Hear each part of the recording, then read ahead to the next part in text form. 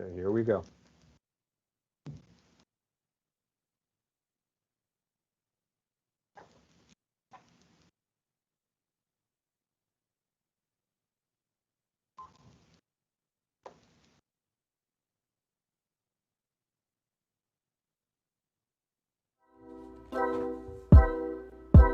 It's time for Comeback Sports with Brandon, the Coach Perry, and Pat, the shot caller Flaherty. Here we go. Good evening, sports fans, and welcome to another episode of Comeback Sports. I'm your co-host, Brandon, the Coach Perry, and I'm joined by our producer this week, Producer Ben, coming from behind the curtain, the Wizard of Oz, I call him. So Producer Ben, he's standing in for Pat this week. Pat got himself another drive-through penalty. He's got to start driving better on the track. But yeah, what do you got for Producer Ben? Well, I do like that you came up with that, the Wizard of Oz there coming out from behind the curtain. But I also like what you said the week before with Shohei Ohtani going both ways, doing the producing and a little bit of co-hosting. But actually, it's good to be back out here, and I always miss Pat when I got to fill in for him. It's a little bit of a, we got some big shoes to fill for me filling in for Pat, but I'm happy to do it, and I always love talking sports with you, so that's great. So, before we kick into the topics, we've hit a huge milestone for our channel. We earned our 500 subs, and that's huge for us. We've been working really hard. Started out at 0 subs, so you got up to 25, and then up to 100, and now 500. So we're on the march to 1,000 subs, and we love talking sports every week. We got the 10 hottest sports topics every week. We bring them from across the globe: baseball, basketball, football, F1. Pat's here, we'll be talking some golf, but if I'm filling in, we'll stick to some of the tougher sports, the hard-nosed stuff. But yeah, we got a great show lined up for tonight. So why don't we jump into the topics? First, before we do that, you're talking about our subs. Why don't you remind these people? Give us a subscribe, give us a like. All right, well, like you said, we're on a mission to 1,000 subs, and we need you to make it happen. So, hey, give us a subscribe, give us a like, jump into these topics. We also have a call-in line. I'm telling you, this is the most interactive sports show there is right now in the media or anywhere, on social media, anywhere. Like I said, you can call in live right now, jump in on the show, start talking with me and Producer Ben about any of these topics, or even a new topic that you want us to start talking in, maybe a bonus topic. But give us a call, maybe leave a voicemail if you don't want to come in live. Hey, give us a subscribe, give us a like, follow us on Twitter. Pat, he's also on to be on Twitter. Follow Pat's Flats. Hey, and then me and Couto, we have ours at the bottom, so give us a follow on Twitter. But yeah, Couto, let's jump into this, Producer Ben, because we got 10 great topics tonight. All right, let's jump into it. So Producer Ben here, I'm going to be doing the technical production here and some commentary. So let's just jump right into it with our favorite baseball player here, Shohei Ohtani. Just also hit a huge milestone. Shohei went for 40 home runs, and that kind of got everyone excited. And we've been promoting Shohei for a long time on this show. And one of the questions that we had was, can Shohei, now that he's hit 40 home runs, and I believe he's got 122 strikeouts, is that right? Can Shohei make it to an even 50 home runs and 150 strikeouts? Brandon, what do you think? Do you think there's any chance of Shohei doing this? Well, first off, like you said, we love Shohei Ohtani. We cover him on a week-to-week basis. We call it the Ohtani tracker because we're always tracking down what he's doing, because he is really the best player in baseball right now, and he is the best show in baseball. Obviously, his name is Showtime Shohei, and he is putting on a show every week. Honestly, we can't even keep up with him. Last week can he be the first to hit 40? And then 2 nights later, he was the first to hit 40. So it's like, hey, go back, take a look at all of our Ohtani clips, because we cover this guy a lot. Hey, I'd even step out to say we're the guys in media that cover this guy the most, to be honest, here in the States. because Shohei Ohtani is the best player in baseball right now. But, you know, like I said, we can't even keep up with what he's doing. He keeps setting records and doing something on a nightly basis that now the new question is, okay, he's surpassed 40. Can he get to 50? Can he get to 50 home runs, and can he get 150 strikeouts? And my answer is, I think yes. Yes, the man can, because right now he's just absolutely lighting it up. If you just look at the pace that he's on right now with the games that are left, I think the man easily gets there. And I'm calling him the man because he is the man right now of Major League Baseball, and honestly, baseball around the world, you could even say. And he's a great face, in my opinion, great face to have as the poster boy of baseball and of the MLB. But he's just doing an amazing job right now, clearly leading the league in MVP votes as the most valuable player. And I think there's no doubt that he's going to get there. But I also think there's no doubt that he's going to get to 50 home runs, and he's also going to get 150 strikeouts. I think I'm going to throw out a little, guess game there. I'm going to say that he gets to both those figures with still under 10 games left. So I think with 10 games left, he will have already hit those numbers for sure. One of the things about him too is he just keeps getting hotter and hotter.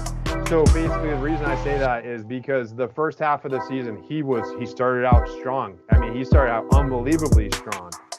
But since the All-Star break, he's been just kind of tearing it up even more. I don't know if it was like exactly right at the All-Star break where, he started to do it, but just in general, I should say that he just keeps getting hotter and hotter, both on the mound and in the batter's box. So one of our fans commented that Mike Trout has been out recently, so people have been able to kind of pitch around Ohtani a little bit. So we're going to need to get Mike Trout back and have him, with the two-headed monster there in Los Angeles between Ohtani and Trout. And another thing that one of our subscribers said was that even though Ohtani is incredible, the Angels themselves are struggling to sell tickets. So it's like if I lived out in LA, I'd probably be a season ticket holder. I'd go there and get the scalp tickets for half price and go and watch this guy play every night. But the other funny thing that I was noticing I just want to pull it up here real quick, was these players that are sticking around and signing the autographs. And one of the guys here, you've got the old guy here. He looks about my age, right? My age and build, and he's there trying to get an autograph. Come on, Shohei, come on, let me get an autograph. No, Shohei's going to be there for the kids first, but I'm sure eventually maybe he'll give one of these Joes an autograph too. But I mean, the spectacle around this guy is incredible. Do you think he's to 50 home runs and 150 strikeouts, producer Ben, or what? I think he's on pace. I think if basically if he has about 40 more games left, he could hit. If he has a single game where he hits 2 home runs, I'd say there's no question he's gonna get there for the 50 home runs, which is a huge season. And then for the 150, he's at if he gets, it's gonna come down to how many more starts he gets. He doesn't always get as many starts as some of the people who all they do is pitch. He almost does, but he's like one tier below that. So I think so that's kind of the factor there. So I say if he has a multi-home run game, he's definitely going to be hitting the 50. And if he gets, it's going to come down to the number of starts he gets to get to the 150. But I think we're going to be definitely here tracking it down with probably, his last game, he's probably going to crack the 150 strikeouts in like his last start or like his last 2 starts. Do you have any other thoughts on it, Brandon? Yeah, I mean, I think the fan comment was 100% correct. I think if you can get Mike Trout back into the lineup, then, they won't be able to pitch around him or intentionally walk him to even not have to face him, because right now he's clearly the best batter in baseball right now. And then, like you said, he's also a great pitcher as well. And you made the comment of he's not exactly in the complete full rotation, but he does get enough games to be part of the rotation where I do think he can still get to this 150 strikeout number, currently at 122, so he's not that far away. So I think both these numbers are definitely attainable for Ohtani. It's just, like I said, I think the question is how many games are going to be left. when he does get there. You know what? Certainty for me is Ohtani the MVP, and is he going to win the MVP? Absolutely he is, because in the first half of the season there was some debate about, how great is this guy and can he keep it up and all that, and obviously he's exceeded everyone's expectations. What he's doing is just groundbreaking. So as far as the question of, is he's actually in some discussions for Cy Young, or at least people are looking at his there are a pair of White Sox pitchers who have really been tearing it up this year. And so, he's in the discussion for Cy Young, but it's not like he's leading the ballot for Cy Young like he is for MVP and for the home runs. So imagine this guy, Mike Trout, again, he said something about Ohtani. I'll paraphrase it. He said Ohtani makes it look like Little League. The guy goes out, pitches 8 innings, hits a couple of dingers, and then finishes off the game in right field. And that reminds me of the top Little League players, but Ohtani's there just making it look easy. This guy, he's the man. There's no denying that. So it's been great to watch this season. And the best thing is, I guess another topic we could say, in the beginning of the season they asked, did he have the stamina to make this run last throughout the season? Now I want to know, how many more years is this guy? Are we going to get the pleasure of watching this treasure, Shohei Ohtani? Are we going to get to watch him for another 10 years doing this? Imagine that, me and you talking about this in 10 years. I mean, that would be some excitement for baseball. So they kind of have a golden goose with Shohei, and it's just so amazing to watch this kid. Yeah, I mean, we're going to be covering him, and we'll see if he gets to 50 and 150, but undoubtedly we will be covering this guy going forward. But let's move on tonight. Let's move on to topic number 2, another baseball topic, and it's Miggy. Miggy Cabrera goes to the 500 Elite Club, hitting 500 home runs, one of only 28 players all time to do that. So, Producer Ben, what do you got on this one? I love Miggy. One of the things I like is when I see him on SportsCenter, he's always laughing and making a good time about the game. He's a true DH. So it's not like with Shohei where you get kind of the all-around. Shohei is bringing the athlete back to baseball, and Miggy is kind of bringing the smile back to baseball. Or he's one of the guys who's really been there for a long time anyway. So I guess he's kept the smile in baseball. And to see someone like this who's going for 500 home runs, I mean, that's a huge milestone. One of 28 players, of all the players who have played in the MLB.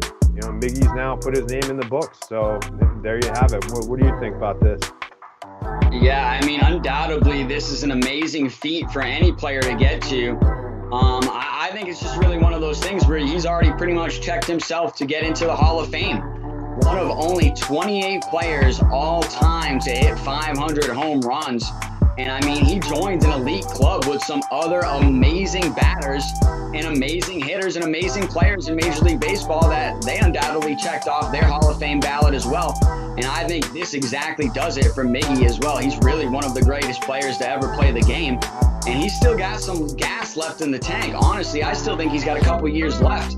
So I think this is like, we were just talking about Ohtani. Can Ohtani get to 50? And, when's he going to stop? And I think this is the same thing for Miggy. Like, when is his number going to end? Is it going to be 550? Is it going to be 600?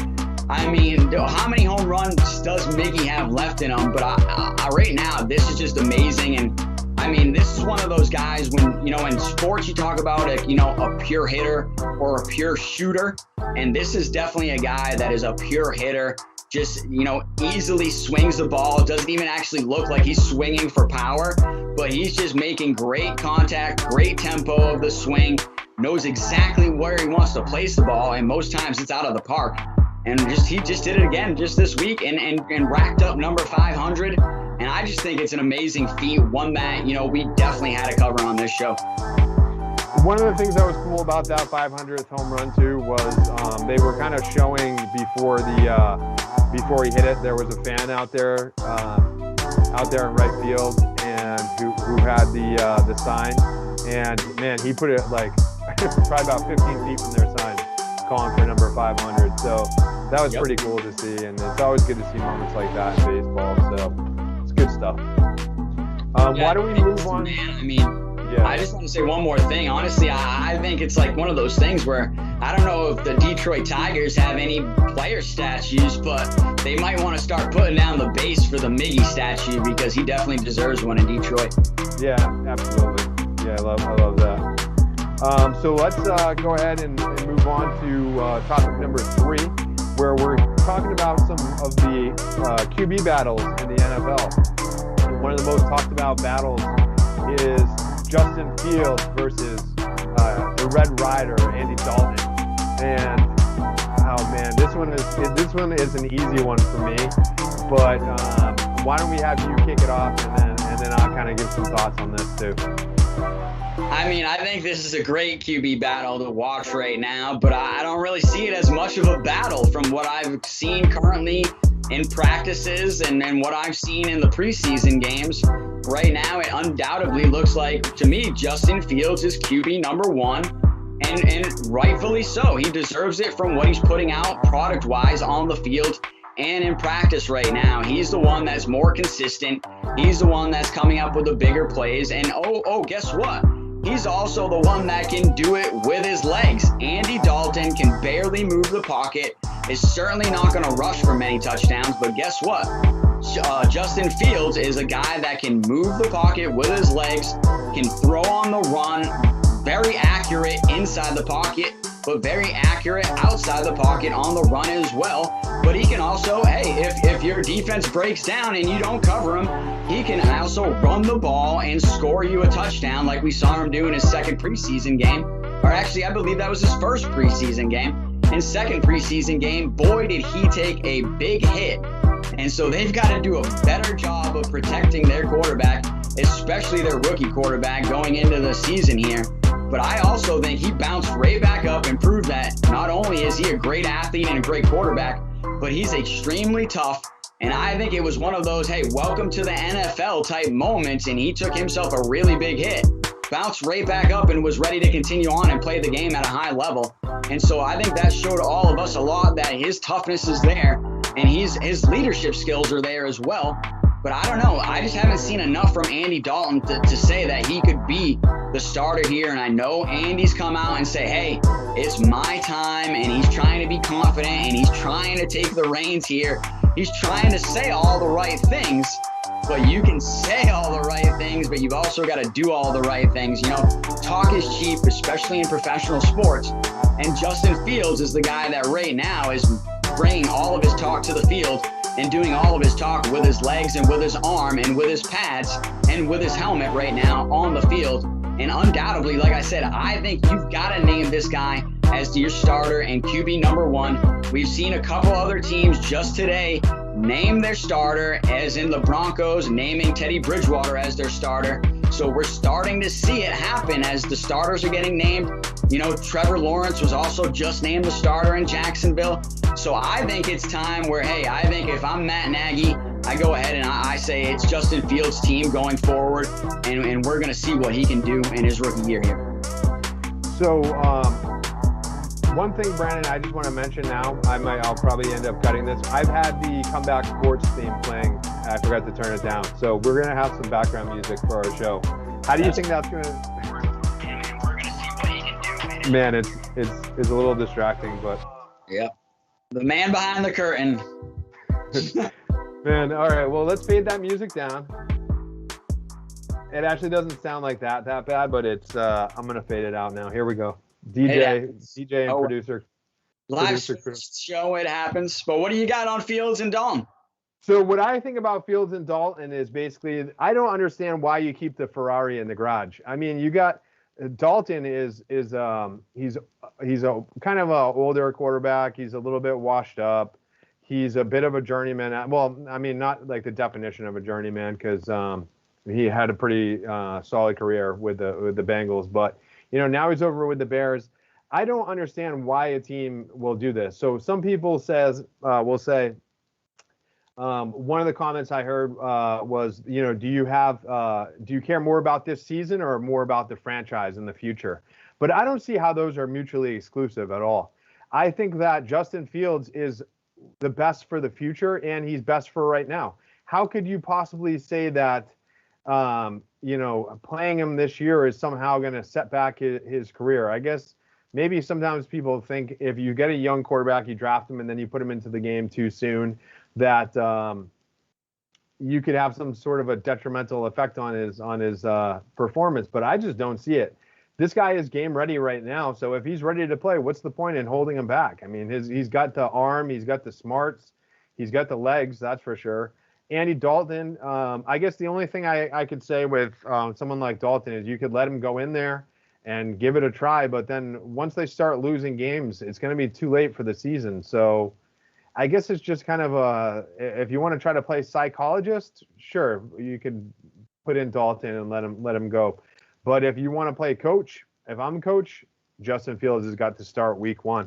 He's proven it in the preseason, and I like how Dalton showed up, kind of with a chip on his shoulder, ready to play. But he's got no talent compared to Justin Fields. So I'm going for Justin Fields.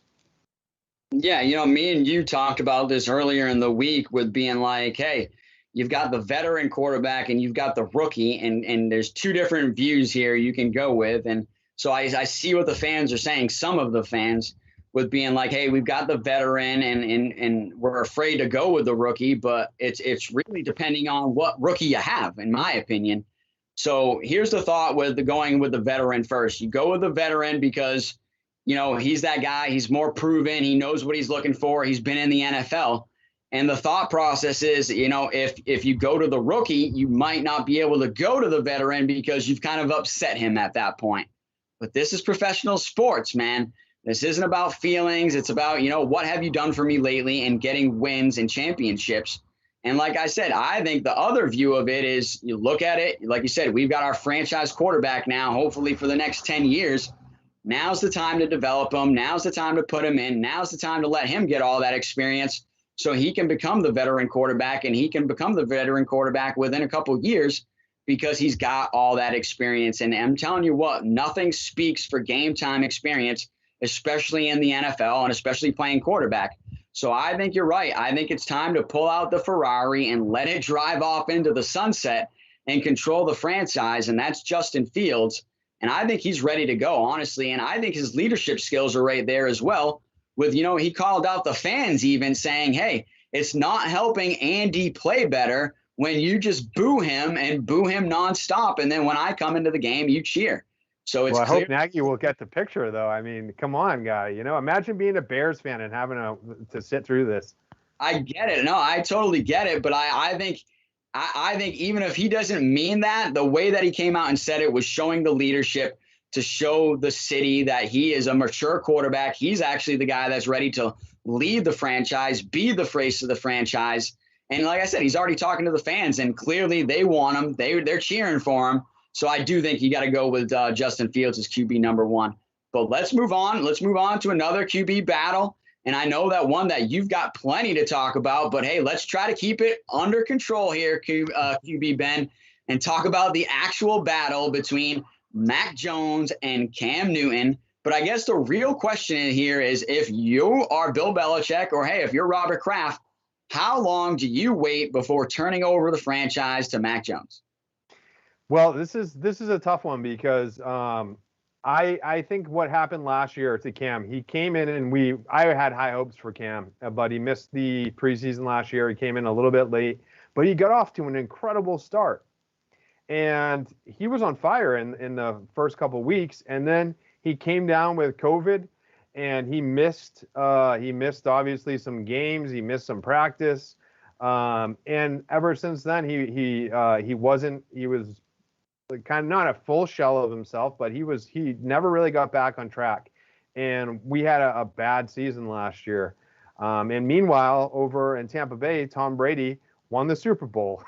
So for Belichick, I thought this preseason was a chance to give himself a little bit of a redemption song here and ride strong with Cam, let him play, and even though they drafted Mac Jones, which for me it's like I don't know, it must kind of be tough to be Cam and be going up against somebody who's been drafted in the first round. That they have eyes for this kid and they want him to be the real deal, a franchise-style quarterback for a long time to come. So for Cam, who probably wants to play another like 3 or 4 years, he's like, okay, so I'm done now. Like I get one more year here and I'm going to go sign somewhere else. Fine, you know. So that's the way it is. And actually this year has turned out to be a competition between Mack and Cam, which I knew it would be because I didn't think Mack was going to be ready to be like first day of training camp starter. But I thought there was this chance that if he had a strong training camp that he could be week 1 starter. But I guess the elephant in the room is Cam went and done it again. He went and he apparently, this isn't, as far as I know, documented. Everyone's saying it's speculation. He didn't get the COVID shot. And he basically just, you know, is now protocols right now. So there's no confirmation that he tested positive, but the NFL has certain testing rules. And right now he's not falling into those testing protocols. So he's got to go into the testing protocol for, I believe, 5 to 7 days. So it's like, you know, this was actually turning out to be a competition before this happened. But now that this happened, what's happened is Mack has gone from getting, say, like 2 out of 10 reps with the first string to now Mack's the guy getting 8 out of 10. So the question is going to be, as far as this battle is concerned, is this setback going to set Cam back in terms of, you know, he's attending practice on Zoom this week. You cannot be a quarterback from Zoom. I'm sorry. You can't even be an offensive coordinator from Zoom. Never mind the quarterback, the guy who takes the snap. Have you ever tried to take a snap over a laptop? Come on, Cam, you can't do it, buddy. So I guess one of the comments I had a friend make was Cam was dancing before practice. And I said, like, this guy, I don't like players who can't focus. What I like out of a player is not a roller coaster player. I like a guy who's tried and true, level-headed, doesn't get too high, doesn't get too low. And I like people with fire, but not somebody who's emotional in the sense that they get down about things. And for Cam, he needs kind of like that swagger. But the thing is, you can't really do that in the middle of a game. I mean, football is not that kind of a game. It's not like pickup basketball where you can like always be a clown and stuff like that. You kind of need to show that you can be a serious player. And so I think this might be a chance where Mac Jones is going to have a chance to show what he can do. I don't think it's like quite enough time for him to completely steal the job where people like Cam comes back and everyone's like, oh, who were you? Like Cam's going to be walking back into the starting position, but his leash has just got a lot shorter. But I think what happens is if this happens in the regular season, sorry, Cam, your season as far as being the starter, it's done. He's lucky that this happened now, but knowing Cam, he has a way of shooting himself in the foot. So I don't think he's going to make it more than a couple weeks as the starter. But as far as week 1, as much as I'd like to see Mac, I think Cam's going to get a chance to kind of shoot himself in the foot. What do you got on this, Brendan? Well, I'll tell you what, the fans are going to love this one. And if you're watching the viewers, you're going to love this one too. We don't always get along on this show or even agree. And I don't agree with anything producer Ben just said. Gotta just tell you that, producer Ben. You let me go, though. I like that. Yeah, okay. Because I want to hear it, and I respect it. I definitely respect it. And like I said, hey, first off, if you're new to this show, give us a subscribe, give us a like, or call in and give us your opinion, because this is an opinion show. Everybody's got their own opinion. And we're all discussing it. And so this is the forum to do it. Give us a subscribe. Give us a like. We're on a mission to get to 1,000 subs. But, hey, I'm going to play the devil's advocate right here and just say, honestly, I want that in my quarterback. Honestly, I want somebody that can lighten the mood and can, you know, be a leader not only on the field but off the field and have a good locker room and have a good locker room vibe. And by all reports, Cam Newton is that locker room guy. That's mainly the reasons why he's still getting chances in the NFL, because he's such a great locker room presence and the guys want to follow him. And when you're a quarterback, you need that. You need the locker room to be behind you. And everybody says that this is really one of the best teammates to have. You even seen it last year when they had the preseason game against Seattle, or even a regular season game. And he runs across the field pregame to go see Greg Olsen, his former tight end. So I think that's just the type of relationships that he builds with the players that he plays with, and they will go the extra mile for him. So I expect him to build those relationships with a guy like, you know, Hunter Henry or Jonnu Smith or Kendrick Bourne, Kendrick Bourne specifically said, hey, I want to come in here and play for a guy like Cam Newton, a guy that was a former MVP, and he knows what he knows what to win, how to win, and how to get it done in the league. And I still think he's got a lot left. So those were words straight out of Kendrick Bourne's mouth, one of our new wide receivers. So I think if I'm the New England Patriots, I think the winning depends on how long you stick. Right now, it's Cam Newton's job, undoubtedly, and the rookie is learning more and more. I think the best part about proving that, hey, you're a rookie and you got to learn was in the preseason, they gave him a bogus whack number during practices, and Mac Jones had to earn his number 10, the number 10 that he played with at Alabama and clearly wanted to play with in the pros. Well, Bill Belichick said, well, prove it. Prove that you're an NFL quarterback, and I'll put an NFL quarterback number on you. I think Mac Jones has done that. He's impressed Bill Belichick. He's impressed all the fans and has clearly checked off everything you want from a first-round pick and from a number one quarterback. And I do think now he is going to be the quarterback and the franchise of this and the quarterback of this franchise going forward. And you can even go back on this show where I was, questioning the pick, and I wanted to go elsewhere with the pick. But I think Mac Jones has really come out and proven a lot of people wrong, including myself. But I think, like I said, it's the winning that is really going to dictate what goes on here.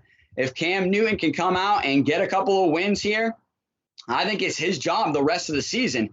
If he can keep us in, playoff form and having a chance to get into the playoffs, remember, a team that was out of the playoffs last year, I think Cam Newton will keep this job the rest of the season.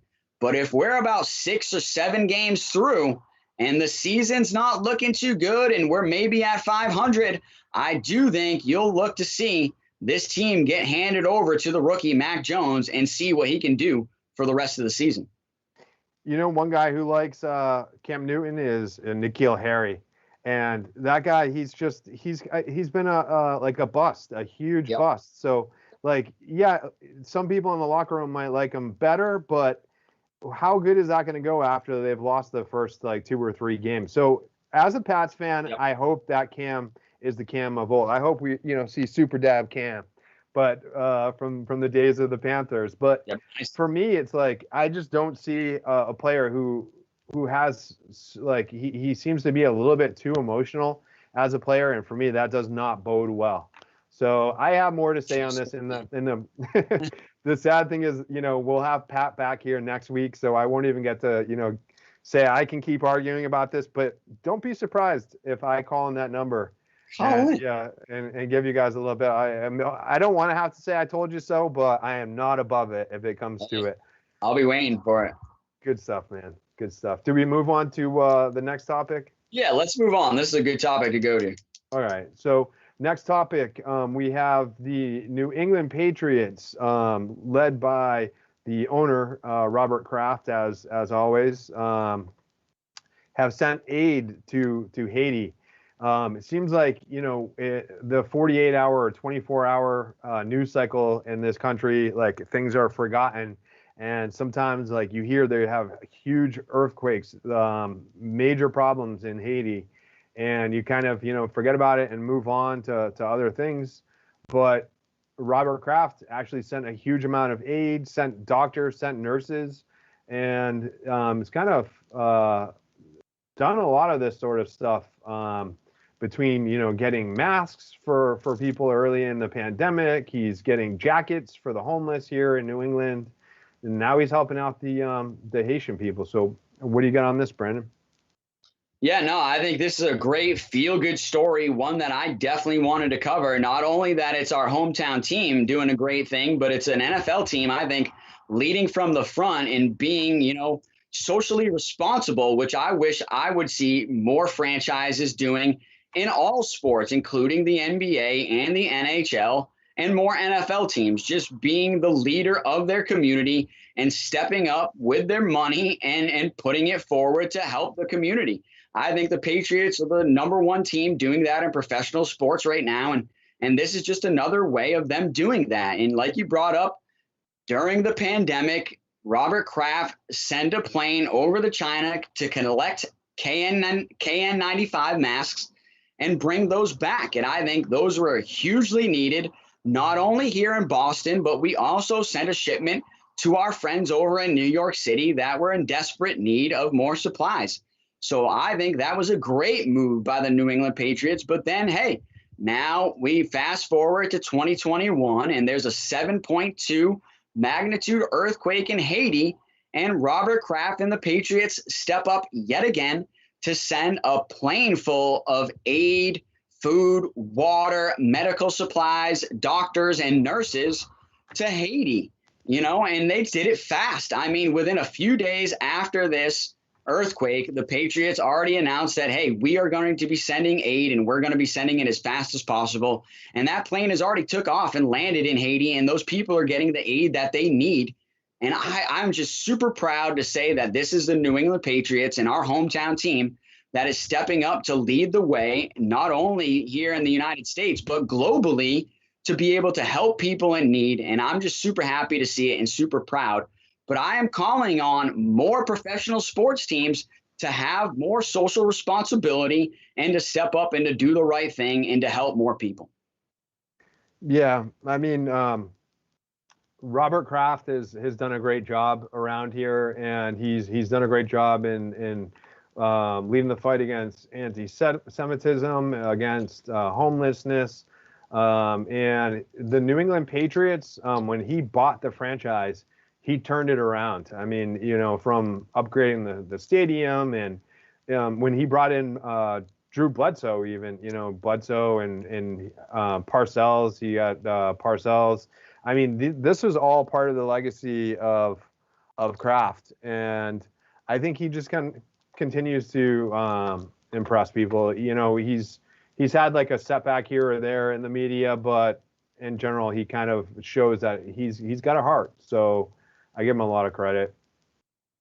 No, I agree. I think everybody has to when you look at this story. And like I said, this is a feel-good story that when you look at it, you're just like, all right, man, this is awesome. I'm glad people are stepping up to do the right thing. And like you even brought it up, this is a story that I think needs to be more up front in the media, news outlets. But hey, we're covering it like we do always. We'll be the first to cover it, and we'll be the ones that will step up and say whatever we want, because this is an opinion sports show and we get to cover whatever we want. But hey, if you're new to this show, give us a subscribe, give us a like. We're on a mission to 1,000 subs, and I'm calling it. We're going to be there in the next few months. So hey, give us a subscribe, give us a like, call in. Hey, subscribe to us, tweet at us, tweet us a topic that you want to hear, and we'll bring it to this opinion sports show, the number one, interactive sports show in America right now. That's Comeback Sports. So, hey, tune in live. But let's move on to topic number 6, and that's Raiders regret. And this story just came out a few days ago, where it was that the Las Vegas Raiders decided, hey, man, guess we want Khalil Mack back, a guy that they traded in 2018 and decided to move on from. Now they tried to make a move to acquire him back from the Chicago Bears. And guess what? The Chicago Bears said, absolutely not. We are glad to keep him. So, Ben, what do you think about this breaking story here? First off, what do you think about them saying no, and then the Bears saying no? And then first off, what do you think about the Raider regret? I mean, of course the Bears said no, because he's a great player, defensive MVP, an absolute stud, and I mean, look at this picture of this guy here. He's got like the mentality. He's got everything. He's huge. And as far as the Raiders' regret, I think it's pretty obvious, and I think it also goes to show that the Raiders are a troubled franchise in some ways, because they show little like bouts of greatness, whether it's Carr doing well at QB or whatever, but they just can't make it, deep enough into the playoffs. And then John Gruden, who's obviously, I don't know exactly if he's a Hall of Fame coach, but I would say probably he's a Hall of Fame coach. So do you want John Gruden as your coach? Yeah, probably. But also, a guy like Marty Schottenheimer came back and he didn't do well. He never came, when he came back later in his career, he didn't do well. And I think John Gruden's one of those guys. Does he have the ability to be a great coach? He does. But is he a great coach right now? I don't think so. I think they have a little bit of an identity crisis, and this goes to show even he can admit when he's made a mistake, because this is obviously a pretty big one. Yep. Hey, if you're new to this show, give us a subscribe, give us a like. Producer Ben has come from behind the curtain. I keep calling him the Wizard of Oz, coming from behind the curtain, but he can also go like the Shohei, like I said, two-way superstar, Shohei Ohtani. Producer Ben is doing it all. He's getting all of our media cut up that you see, and he's also giving his opinion tonight. Standing in for co-host Pat Flaherty, who's got himself, collect himself another drive-through. Tisk, tisk, Pat Flaherty. You gotta start driving better on that F1 track. And hey, we always talk about Pat getting drive-through penalties, but we'll talk about that coming up. But hey, give us a subscribe, give us a like. But let's get back to this Raider regret. I think is one of those things where you brought it up. Hey, John Gruden. John Gruden is the number one guy that has got to take responsibility for this move. And like you said, he's got to be the most regretful. In 2018, when he took over the team and came back, he was the one that decided, hey, let's move our franchise defensive player and see what we can get for him. But then now, only a few years later, John Gruden's saying, man, I wish I didn't do that. Let's try to get him back. And Matt Nagy's saying, are you kidding me? I would never give this guy back, not for anything. And I don't blame him. Like you said, we're talking about a former NFL defensive MVP, probably another guy that could pull in at least a few more defensive MVPs in his career. Khalil Mack is one of the best edge rushers in the NFL, one of the best defenders. And hey, you talk about, people bringing fear in sports. This is the type of guy that brings fear to running backs, quarterbacks, and offensive lines because they have to deal with him nonstop for 4 quarters. This is a guy that can rush you off the edge, sack the quarterback, and hey, bring the trifecta of not only is he going to sack the quarterback, he's going to strip the quarterback, and then he's going to recover the fumble. This guy can do it all. He's one of the greatest defensive athletes in the game right now. And I don't blame the Raiders for trying to get him back, but I also don't blame the Bears for saying, heck no, you are never getting this guy back. Thank you for sending him over. We are happy to have a future Hall of Famer, realistically, lining up on the edge for us. But I just got to think right now, the guy that's got to take all the blame for this is the head coach, John Gruden, because he was the guy that decided to move on him in the first place. So, hey, John, I love you. I definitely think he is a Hall of Fame coach, one of my favorite coaches all time in the NFL. But I think this is a move that he's going to look back for and in his career and say, man, I wish I did not trade Khalil Mack to the Bears. Yeah, no doubt about that. Gruden, he looks like kind of like the Chucky doll, and he plays for the Raiders, and he's got some personality, and I'm glad that the Raiders have shown some signs of life because they did step it up since he's been there. So, yeah, I mean, comparing him to Marty Schottenheimer late in his career, that was a little bit of a low blow. I think Gruden's done a little bit better than that, but I don't think he's done like way better than that. But I mean, yeah, what can you do? But anything else on that topic, Brian, before we move on to the next one? All right, let's keep it rolling. Next topic we're talking about is Diana Taurasi getting basically. You have the stats on this. You're the coach here, but she's hit some major milestones. She is the GOAT. And I had a couple of thoughts on this, not so much about like the actual stats, but just about like why she isn't being acknowledged in enough of a way. I want to talk a little bit about like her sneaker deal and stuff like that. But what do you got on Diana, Coach? Well, this topic is Diana Taurasi, the WNBA GOAT. And if you're new to sports, you might not even know what the GOAT means, but it clearly means the greatest of all time. And I think undoubtedly, no doubt, 100% of the time, 100% of my vote would go to Diana Taurasi as being the WNBA's greatest player of all time. And she just proved it, in my opinion. She's got 9,000 points. These are the stats that she just hit this week. 9,000 points and 2,000 assists. The first player in WNBA history to hit both of those numbers. And I'm telling you, undoubtedly, she is the greatest of all time, not just because she's the first to do that and to hit those two numbers, but she's also got championship rings. She's also got MVPs. She's got gold medals. She's the leader. We were talking about being the leader on your team. This is the leader of your team. This is the face of your franchise. Diana Taurasi is one of the greatest female players of all time, one of the greatest WNBA players of all time. I think she is, in my opinion, the greatest player of all time when we're talking about the WNBA.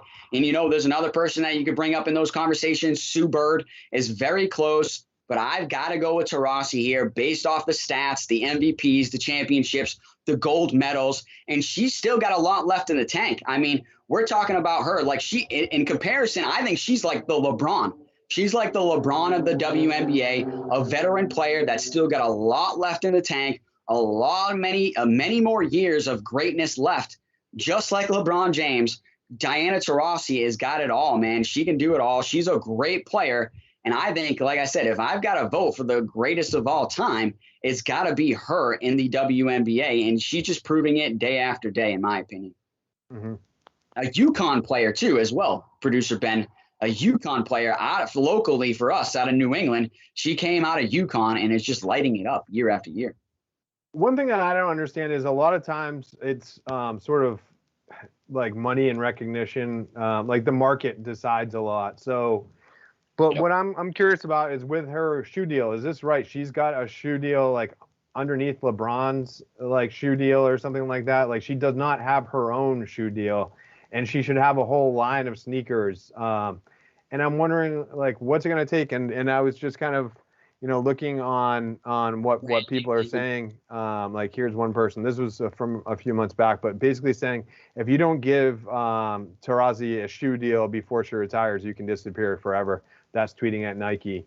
So it's like people want to put their money where their mouth is, but she is the GOAT. And I mean, if you're gonna have a shoe deal, it's kind of like too bad that a lot of times these companies have to make decisions just solely based on money. But this seems like a time where Nike is just way behind the times on this one, and I can't believe that there's not. And if I mean this doesn't count like what she's going on right now with her like her shoe. She doesn't have like her own line. She just got to look how excited she is. Like she would be a great spokesperson. Why hasn't somebody done this? And if they're like holding out, like Adidas, step up. I mean, there's so many different brands that could step up and really, elevate this this superstar here. Like, I don't know what they're waiting on. So she is a Nike athlete, so you're not going to see her go to another team as far as branding goes at this late in her career, unless they're offering big money. I think Nike's definitely going to keep her in the fold, and I don't blame her. If I was an athlete, I'd want to be a Nike athlete as well. The exposure that you get, the amount of shoes that you have access to, the facilities and equipment that you have access to. I think that's why she's loving being a Nike athlete. But I think you're right. I think she does deserve her own shoe deal. But I think you're right as well. I think it comes down to money and numbers, and they're saying, how many units of her shoe can we sell compared to, LeBron's, and it's just not out there. We've talked about this kind of like the U.S. women's soccer team before with Pat, and it's just, sometimes the numbers just don't match up. But I think you're right. I think this is definitely somebody that if she deserved her own shoe deal, this is the one. She is the greatest of all time when it comes to the WNBA. And like I said, she's still got many years left. So you still might see Nike go ahead and deliver that in these last few years of her career. But let's move on. Let's move on to topic number 8. And we're going to get into F1. Hey, you F1 fans have been driving our subs.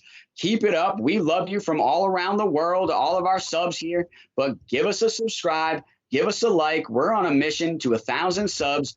You could be that 1,001. So give us a subscribe. Give us a like. And let's jump into some F1 topics here. So we're talking about Ferrari's resurgence back to the front of the grid. Ferrari clearly over these last 2 years in 2020 and now mainly in 2021 having a lot of upgrades that have brought so much pace to the car that they have really brought the fight back to F1 and are really trying to put themselves back in that discussion of being in the big 3 of F1 with Mercedes and Red Bull. But clearly over these last 2 years, they've been making a push to the front. What do you got on Ferrari there, producer Ben? Well, it was interesting. Ferrari kind of, I don't know all of it because I know a lot of this stuff, they don't really give all the details, but they were doing some sort of a tricky thing where like they used a leaky engine to feed their combustion chamber or something like that to give themselves a little bit of extra speed. That's sort of what's being alleged. And it set them back because then after that, their car was designed aerodynamically to have that extra horsepower. I think it was, and then there was a directive that came and throttled them back about 60 or so horsepower. So their car went from being sort of like the ultimate predator to kind of like a slow tank. It's like, some of these baseball players who have been juicing and then all of a sudden they go back to like going from juicing to not juicing. Now they're just kind of thick and stuff. And that's kind of what was going on with this car. It just, it basically was designed to have that extra horsepower. So when they got throttled back, now they've been clawing back and trying to find a way to do it. And, the team principal has been doing a good job overall, I think, and trying to bring Ferrari back because, of course, they should be in the number 3 or they should be fighting for number 1 in years in the future. But as far as their car, it seems like they're going to be releasing some upgrades here. I've been, reading up on it and trying to get anything I can out of the team principal, Mattia there. And this is just like, something to look forward to, I think, for the second half of the season is, are they going to release, a substantial engine upgrade in the power in terms of the power package? And is it going to be enough to have them compete with, or are they kind of just going to lock in the third spot and the Constructors Cup? What are your thoughts on this, Brandon? Well, they're going to have a battle with McLaren until the end to get that third position. So there is no lock and nothing is going to be decided, like you said, until well into the end of the season. So this second half of the season, they've got themselves a battle with not only McLaren, but certainly with Red Bull and Mercedes as well. But I think it's one of those things where Ferrari has done a great job bringing themselves back to the fold and back to the front and having a resurgence, we say, of good pace and good showings in these Grand Prix. And we talked about it, and you even referred to it in 2019. They had an illegal engine, and the FIA cracked down on it and told them, hey, you've got to turn that engine down. It's illegal. They did, clearly lost a ton of horsepower, lost a ton of pace in 2020, and they pretty much went from being the top car in 2019 to basically being a midfield car in 2020. They had to completely redesign and look at their car and say, hey, what can we do aerodynamically to bring us back to the front and get us back in the fight? I think over the last 2 years, they have been working non-stop at the factory. So like you said, Mattia Binotto, the team principal, has done a great job of leading this push back to the front and leading this factory fight to get them back to the front. And aerodynamically, they've brought a lot of upgrades over the last 2 years. They've also made a few changes to their engine to make it compliant, but also to get the horsepower that they need from the engine, the combustion engine, but also their energy recovery system combined to be able to have enough horsepower to fight with the likes of Red Bull, McLaren, and Mercedes. But they're doing a great job. And they clearly said, hey, we are not going to give up the fight in the development fight in 2020 or 2021, just because the 2022 cars are coming around. We still have our eye on 2022 and the new regulations, and we are developing our car, but we are going to do everything we can with development in 2020 and definitely even more so in 2021 to bring ourselves back in the fight. That's exactly what they've done with these aerodynamic upgrades and the change to their engine and the change to their chassis. And I believe they have a new floor that they've been using in 2021 that has helped out with a lot of aerodynamics. And so they are bringing the fight back to these teams and trying to put themselves back in the big three. And you've also got to give a lot of credit to these two guys that we're seeing walk up that private jet runway right now, Charles Leclerc and Carlos Sainz, doing a great job of driving the wheels off this car and driving this car to the front. Especially Charles Leclerc has been having a great season and at times a car that is you could say was underperforming and wasn't as great as a Mercedes, a McLaren, or a Red Bull. He still had it up there in the fight and was doing a great job. But I also think these two, with being Carlos Sainz and Charles Leclerc, are doing a great job with feedback and development to the factory to help them develop this car and to bring it back into the fight to be a champion in F1. That's great. I guess that's one of the questions too, is in terms of Leclerc and Sainz, do you think that they have what it takes to be a championship team? Obviously not this year, but what about next year? I mean, what's it going to take for them with the questions of Hamilton and who his teammate's going to be next year? And then you've got Red Bull, and they've got to, Now, I know that Lando is really trying to nip at the heels of Ferrari here too, but do you think that between, let's say, Lando and Ricciardo and these two, who do you think has the better chance of becoming a championship team sooner? Well, I guess what? The door opens up for everybody in 2022 with the new regulations, and everybody's going to be back on a level playing field as far as development of the car goes. So I think, having the best driver in the car is going to help you develop and get to the front. So they're going to still have to compete with the likes of Lewis Hamilton and Mercedes and Max Verstappen and Red Bull. But I do think they have a great pairing with Leclerc and Carlos Sainz to be able to go into the new era of Formula One and still have a strong foothold to go forward and put themselves in the fight, especially with McLaren and Red Bull and Mercedes. So, yeah, undoubtedly, I do think they have a great pairing with these two young stars to be able to fight with the other teams going into 2022 and the new regulations. That's great. You want to move on to next topic? Yeah, let's do it. It's a great one, a historic one. So next we have Alpine takes the lead and kind of kicks things off at the 24-hour Le Mans, and that was a real must-see. And I know you love seeing it. I'm going to pull up the video here of Alonso there kind of kicking things off. That's a pretty cool sight to see. What are your thoughts on this? Man, this was amazing. This was exciting news. But hey, you F1 fans, if you're new here, give us a subscribe, give us a like. We're on a mission to 1,000 subs, and we're going to be hitting it over the next few months. So, hey, give us a subscribe, give us a like, give us a call in, leave us a voicemail. Tune in. This is the opinionated sports show, probably the most interactive sports show in the world where you can call in and be part of the show. So, hey, give us a like, give us a subscribe, and tune in week after week for more F1 content here from the States. But I do think this was such an amazing moment, not only for Formula One, but certainly for Fernando Alonso and for the Alpine Alpine F1 team out of France. I think this was one that just checked it off for everybody, man.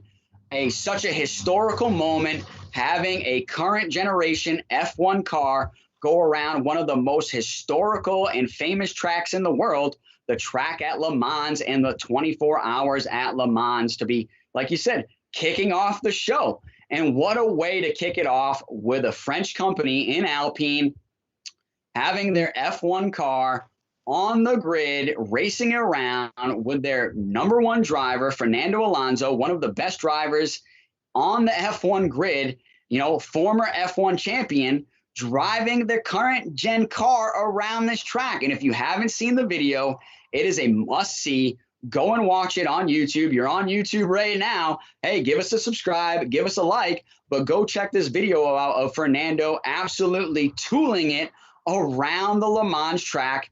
And my favorite part was seeing this F1 car on those mega long straights, just absolutely opening up and hearing that engine roar at max rev and just absolutely taking off down these mega straights on this historical track. But then in the turns, Alonso was absolutely pushing the limits, and he had this car on rails in the turns looking good until he came up to the end of the track where, guess what? They had a lineup of Alpine cars waiting for him, where he just took the lead of the procession and then led the Alpine cars, which you see with their LMP car as well, led the procession of these French cars around this historical French track. I just think it was such a great moment. not only for Fernando Alonso and for F1 and for F1 fans, but clearly for the country of France and for the Alpine F1 team. It was amazing. I loved it. Yeah, for F1 fans, this summer break has been kind of tough to bear. Everyone's looking at like photos of the guys on vacation and stuff like that. So for this little taste, it was a nice thing. I'm going to pull up a video here that we might get a little bit of a copyright strike on this. I'm not sure. It doesn't look like at least it's not F1 because they're ruthless. But let's just say, at least just to give people who are watching a little chance to see some of what happened. Yeah. Worst case scenario, we'll have to get censored and kind of blur it out or anything. But if you're viewing live, don't forget to subscribe because sometimes you see this stuff live and you don't get to see it in the cut-ups. But yep. I thought, for those of us who have been waiting for Spa, to come, this was a nice little taste, and getting kind of tired of seeing all of the F1 photos of, Nando's down in Mexico and Lewis is, on vacation and then Bottas is doing like a bike race and stuff like that. It's like everyone is kind of just waiting to get back to Spa, and kind of go and get back to racing. But it was nice to see some of this stuff and give us a little something to talk about. Yeah, no, you're right. This was great to see, obviously an F1 driver in an F1 car during the summer break on one of the most historic tracks in the world. And it's, a track that we normally don't get to see F1 cars on. So it really was a treat for anybody that got to see the video, and I'm sure for those fans that got to watch it live, a treat that they'll never forget. But you're right. Hey, guess what? It's race week right now. So we've all got to enjoy our F1 summer break, but it is race week this week with Spa coming up later this week, Friday, Saturday, and Sunday. And we will definitely be tuning in. And we will most definitely be having a reaction and post-race analysis of the Spa race. And it's a triple header coming up as well, Producer Ben. So we've got a ton of F1 to cover over these next few weeks. So if you're an F1 fan, give us a subscribe and give us a like, because we're going to be covering it all here from the States for you from our F1 headquarters here at Comeback Sports. But let's move on tonight to our final topic of the night. Topic number 10, and we're going to the track and field, and we're going to Tracktown, USA, Oregon for the Prefontaine Classic, the Nike Prefontaine Classic. We're going to talk about the highs and lows and highlights and post-race analysis and reactions, but there was certainly a lot to talk about with this race and with all the events that took place at the Pre-Classic. But I know you were watching a little bit of it, Producer Ben, so what do you got for us? Well, there was a lot to like about the event. Basically, I saw some good stuff, and I saw some tough stuff to swallow. So let's just talk about the lows. Get this out of the way before Sha'carri was not in her best form. I think she got either it was last place, it might have been 6th or 9th. But the problem is, we liked Sha'carri not because of her, it wasn't just her attitude. It was also that she was great too. So it's hard to see her struggle and see her fall so fast from Olympic gold medalist. It was going to be gold medalist to losing form and getting in last place. Now, when you saw she got last place, yes, she did, but it wasn't by a ton that she got last place. But you have to give it to some of these other racers, though, who are having their best form coming out for this race. So it's she's getting all the press and everything, but she's just not. I don't like the turn that she's going with it. I hope to see her get back to racing. And she said, you can talk all the trash you want and you can hate all you want, but she's not going anywhere. She's the 6th fastest in this game.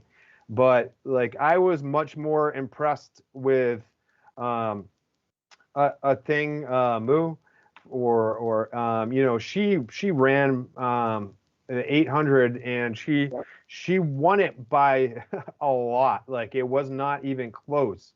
And these are all people who are just coming out of the Olympics and in their best form, which they should be in their best form. And she was dominant. Now she's, I believe, 19 years old.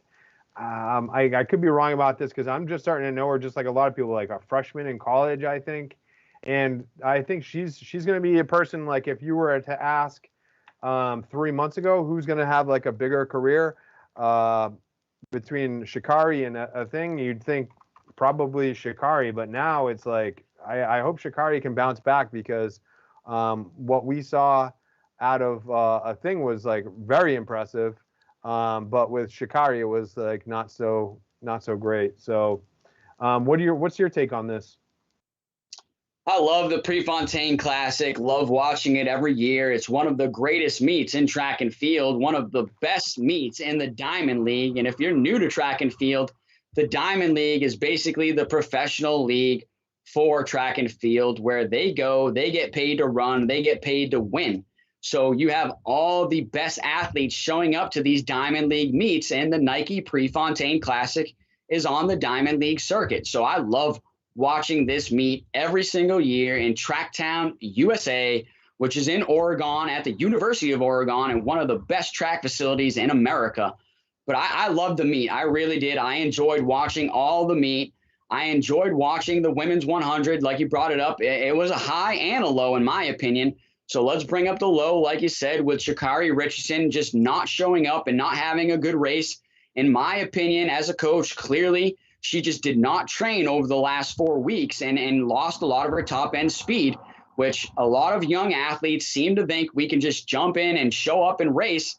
And I think she found out that's impossible to do, especially when you're doing it at the highest level. But I do expect her to get back on the track and to train hard and to come back into form and be ready when the season reconvenes and restarts. But it definitely was disappointing to see her finish last and to not have a good showing against the Jamaicans. But on the high was the Thompson-Herah running a 10.54, the second fastest time ever in the 100 meters for a woman. Boy, was it impressive to watch. She had a great start, but on top of that, man, her top end speed was amazing finishing that. And then who came in second? Shelly Fraser Ann Price, the other Jamaican, the former gold medalist, who is just an amazing runner and herself. So you had the two Jamaicans that really put on a show there in the women's 100. But then in the men's 200, Noah Lyles, man, he had himself a great run. And I've got to say, that's also a high and a low for me, because I got to say it's a low because I really wanted Noah to win the Olympics and to have a great run in Tokyo. And unfortunately, he just really didn't show up to run in Tokyo, didn't even make the finals of the men's 200, but he comes to the Nike Prefontaine Classic, has himself a great run and shows that he's back in form and has a great run and wins the men's 200. Then you got a Thing Mew, like you said, winning the women's 800 and winning it in absolute classic form and style, and form that we have never seen before. She is bringing the United States to the midfield. And when I talk about midfield in track and field, there's the sprints, there's the mids, and then there's distance. That's how the track's broken up. And historically, the United States has not really ever had a dominant midfield runner. But guess what? This 19-year-old Olympic champion is putting herself on the map for not only the United States, but for the world, to see that she is the best runner in the 800. And I am super proud to say that she is from the United States of America. But man, I really enjoyed watching the Nike Prefontaine Classic. Also, the men's shot put. The guy pretty much threw it out of the frame, man. He pretty much threw it out of the zone. So they're going to have to look to extend the zone for Krauser, another American champion, another American Olympic champion that came to Prefontaine and had himself a great meet. But yeah, I really enjoyed the Nike Prefontaine meet, and I enjoy it every meet. And the runners even said they enjoyed running it to end the season. So I enjoyed it. I enjoyed every second of it. But I've got to say that Thompson-Herah, you got her on the screen right now, that Thompson-Herah 10.54, 100 meters, the second fastest time ever for a woman, was exciting to watch. Now, I got a question for you, and I know this is kind of like tabloidy, but between Thompson-Herah and Sha'carri, so we have this like post-race interview here, and then we've got Sha'carri here. So, like, what message do you have for these two ladies as a coach? Like, what would you, if you were coaching Sha'carri, what is your message for Sha'carri, Brandon? Well, let's start with Thompson-Herah because that one's just like a lot more cut and dry.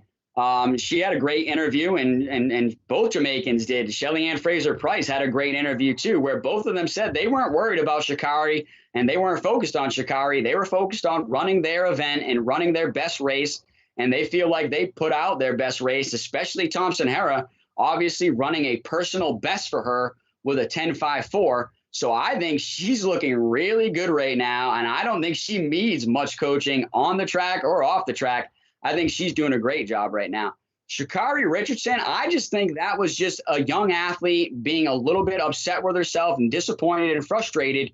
And I think this is one of the things where the media always does it. They always seem to find an athlete in their low moment and try to take advantage for it for TV views and ratings. So if anything, I've got nothing bad to say about Sha'carri. If anything, I've got something bad to say about these reporters. Guess what? I'm not a reporter, so I'm not talking bad about myself. I'm talking about these reporters going out and seeking out athletes in their low moments to try to get TV ratings. I think that's exactly what NBC did here. And I didn't like it. I really didn't like it. But I just saw frustration from her that, you know, she clearly knew she didn't go out and run her race, but she clearly knew, like, man, I've got to get back to training. And I didn't do enough over these last 4 weeks to put myself in the conversation. And I'm really frustrated with myself, and I've got to go back to working hard. But she also finished it up with saying, hey, you know, I've got it in me, and I'm one of the 6 fastest women ever, and I will come back and prove it. So I think that was her telling herself, hey, I've got to get back to work, and I will bring myself back to the top. Man, good words, wise words from you, Coach. And you can see here we got the little peacock, the rainbow peacock up in the corner. So I'm sure we're going to get this is going to get another censorship. But hey, subscribe to Comeback Sports. Help us overcome some of this. So eventually we can be the ones on the sidelines here covering Sha'carri and asking her the real questions. The good thing is, even if this does get censored, you'll still be able to tell it's her because she's pretty hard to miss. I mean, with the hair and the fingernails, and you could blur her out all day you want. Yeah. You're still going to know it's her. So I hope she bounces back. And I think she obviously, you know, has all the talent, but success is fleeting. And there's only a small window to capitalize on your success.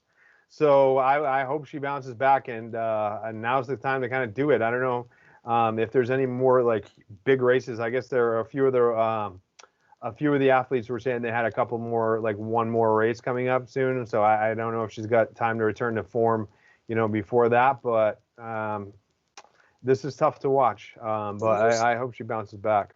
For most of the athletes, this was the end of the season for them, for most of the big-time athletes. So they'll go into off-season mode, including Sha'carri Richardson. So you won't see her until the start of the next season, which I think is personally good for her because it's going to give her plenty of time to refocus and get herself back in form and to get back to training. But yeah, she will be back, man. There's no doubt about it. And she's got the attitude to get herself back to the front. But man, what a great show tonight. We got on through it with 10 great topics for you. So you sports fans, thanks for tuning in tonight.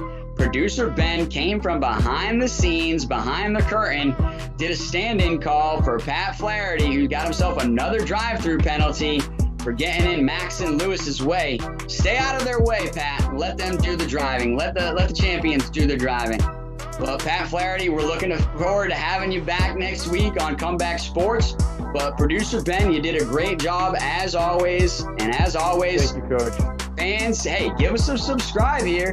Give us a subscribe, give us a like so we can keep producing you great content weekly here on Comeback Sports every Wednesday, 8 p.m. on YouTube. Tune in, give us a like, give us a subscribe. But Producer Ben, you got a shout out before we tune out here? Well, yeah, you know, I'm curious how the Ohtani fans are going to react to the Ohtani clip having the Comeback Sports theme in the background. I think it could either be a huge success that they're going to absolutely love, and then, hey, from then on out, we might have to start putting a little bit of theme music in the background, or it could be devastating because that's one of those things. You know, it's tough doing the double duty. It just goes to show how tough this is. doing the commentary is hard enough, but trying to mix in the production. But Brandon, it's always great working with you on the show, and so proud of us for coming up, me, you, and Pat, for coming up with 500 subs. We've had some really successful videos, and for all the people who comment, thank you, even if you disagree with us. Most of you are polite. Occasionally we get some people who swear, and I just want to remind you, if you swear in the comments, YouTube will block you. You will not get through the YouTube filters. It's not us. We're happy to hear your swears, but in fact, it's going to be YouTube who's gonna shut you out of the conversation. So comment politely, interact politely. We've got a call-in number. Call in anytime, and it'll be great to kind of just keep the whole thing going. So I think it's been another great week in sports. I'm looking forward to Spa. I'm looking forward to the NFL preseason. A few more weeks of that, and then we've got Hall of Fame. No, Hall of Fame game is the first game. What do you have an opening? I guess I'm kind of thinking, what are you looking forward to about the start of the NFL season before we kind of kick things off for the night? I'm always looking forward to that opening game, and I really want to see what Tom Brady's got coming back, obviously, in another season. But yeah, like you said, I'm really looking forward to Spa and the NFL season, and hey, we'll see what happens with Major League Baseball coming down the stretch as well. But hey, thanks for tuning in tonight, guys. Great show. Great 10 topics for you. Tune in for us next week here at Comeback Sports. All right. Take care. Good night, everyone.